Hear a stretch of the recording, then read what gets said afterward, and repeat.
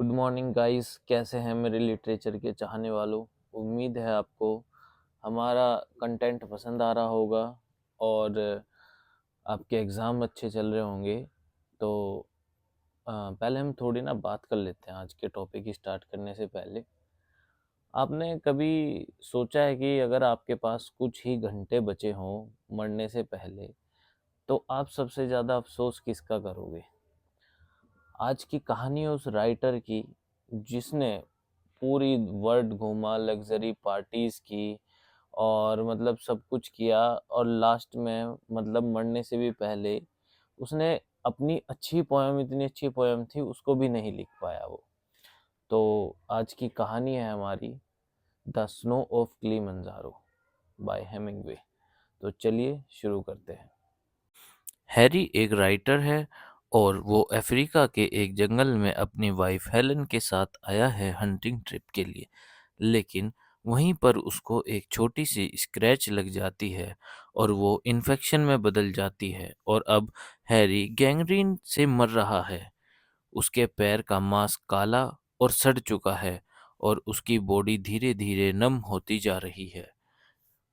उसकी wife Helen उसे संभालने की कोशिश करती है, लेकिन हैरी अपनी मौत को अब एक्सेप्ट कर चुका है। वहीं पर टेंट के पास वल्चर्स यानी गिद्ध घूम रहे हैं, जैसे मौत का इंतजार कर रहे हों। तभी हेलन कहती है, तुम बच जाओगे, मैंने प्लेन बुलाया है। हैरी हंसकर बोलता है, अब कोई प्लेन नहीं आएगा हेलन। हैरी जब अपनी मौत के करीब होता है तो उसकी पूरी जिंदगी उसकी आंखों के सामने गुजरने लगती है, जैसे उसका पेरिस का अवेस्टेड टैलेंट। हैरी एक टैलेंटेड राइटर था, लेकिन अपनी राइटिंग से कभी सेटिस्फाइड नहीं था। वो पेरिस में रहा करता था, जहां उसने बहुत सारे आर्टिस्ट और पोइट्स को देखा जो अपने आर्ट्स को जी रहे थे। लेकिन हैरी ने सिर्फ लग्जरी लाइफ जीने का चूज किया, लिखने की जगह पार्टीज और अल्कोहल को इम्पोर्टेंस दी। उसने बहुत सारी अच्छी कहानी सिर्फ अपने दिमाग में रखी, लिखी नहीं। जो कहानियाँ मैंने लिखी ही नहीं, शायद वही मेरी बेस्ट कहानियाँ थी। और फिर उसको दूसरी वो याद आती है, war and struggles the missed story. World war first के दौरान हैरी एक सोल्जर और वॉर कोरोस्पोंडेंट था। उसने लोगों की असली तकलीफ देखी थी, भूख, दर्द, दुख, मार काट। उसका एक दोस्त एक यंग सोल्जर जो एक बहुत बड़ा राइटर बन सकता था, लेकिन लड़ाई में मार दिया गया। तब हैरी को समझ आया था कि जिंदगी बहुत छोटी है, लेकिन तब भी उसने लिखना स्टार्ट नहीं किया। और वहीं पर उसकी जो फ्लैशबैक 3 है, the women who saved him but at what cost. Helen उसे बहुत प्यार करती थी। वो एक रिच विडो थी जो हैरी की दुनिया में शांत और सुकून लेकर आई थी। हैरी को उसके साथ सेफ्टी और कंफर्ट मिला, लेकिन उसके अंदर का राइटर और भी लेजी हो गया। उसे लगने लगा कि अब उसके पास कोई इंस्पिरेशन ही नहीं बचा।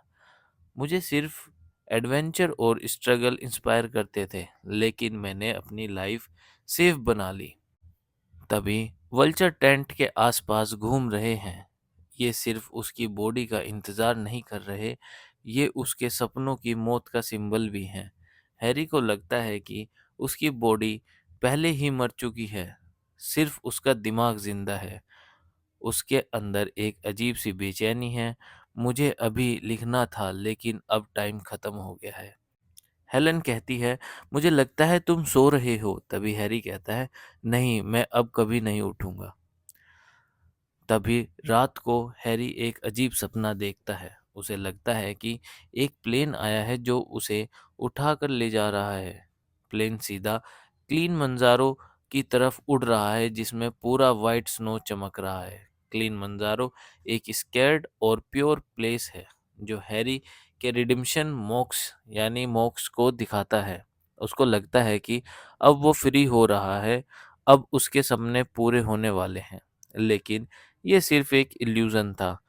हेलन जब सुबह उठती है तो उसने देखा हैरी टेंट में ठंडा पड़ा है, उसकी मौत हो चुकी थी। हेलन कहती है हैरी हैरी। तभी उसको लगता है हेलन को कि शायद अब हैरी मर चुका है। द स्नो ऑफ क्लीन मंजारो एक लेसन है सभी के लिए। अगर आपके पास टैलेंट है तो उसको वेस्ट मत होने दो।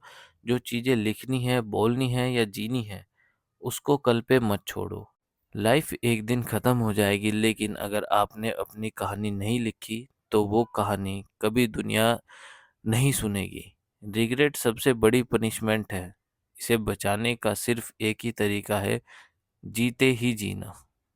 तो कैसी लगी आपको ये कहानी? उम्मीद है आपको पसंद आई होगी। हमारे चैनल को लाइक करें, शेयर करें, सब्सक्राइब करें और कमेंट ज़रूर करें। और हमें कमेंट सेक्शन में बताएं कि हैरी अनलक्की था या उसकी खुद की गलती थी। तो फिर से मिलते हैं एक नए टॉपिक में, नए वीडियो के साथ।